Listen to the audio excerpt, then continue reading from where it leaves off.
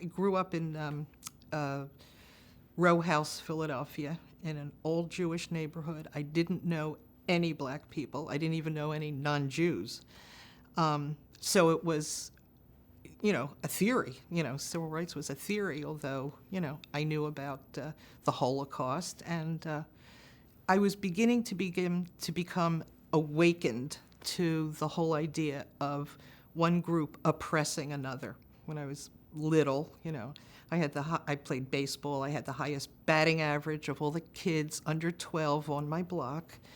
But then on Thursdays, all the boys got to go to the playground and put on a uniform and do Little League, and I couldn't because I was a girl. And I knew that was wrong, but I didn't do anything about it. I didn't even ask.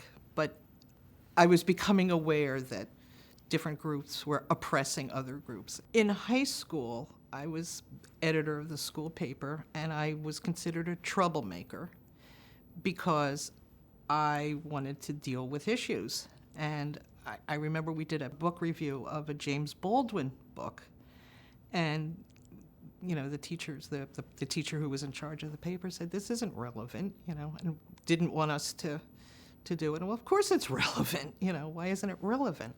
I'm not even sure how I heard about the march. My mother worked for ADA, so that's probably how I heard about it.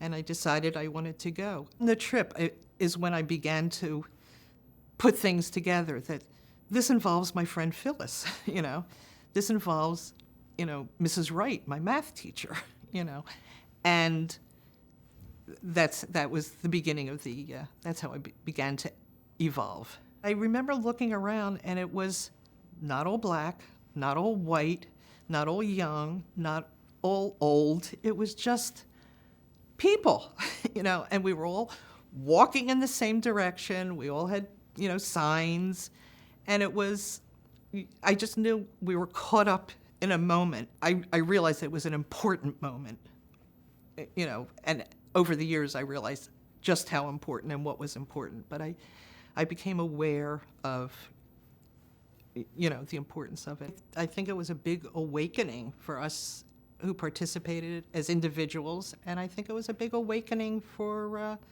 the United States, for the average Joe, that they weren't going to, we're not going to take it anymore, and we're going to take to the streets, and right is right, and this is important, and it involves all of us, and I think that was the beginning of a lot of us realizing that you couldn't just do lip service. I joined SNCC. I was a charter member of SDS and CORE, and I was really active in all of them.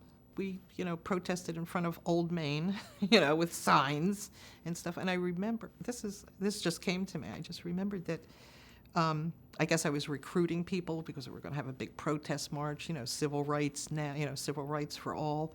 And my roommate, who was white, said, I'm not going to why are you doing this? This isn't your fight, And I said, it is my fight, Phyllis is our girlfriend, and she's black, so it is our fight. It's everyone's fight. It's, equal rights for all, blacks, whites, men, women, hello, So, I remember having resistance and thinking, we have to do something, and we have to have numbers. I realized the power of numbers, and we had to be loud, we had to do it often, and we had to have as many people as possible.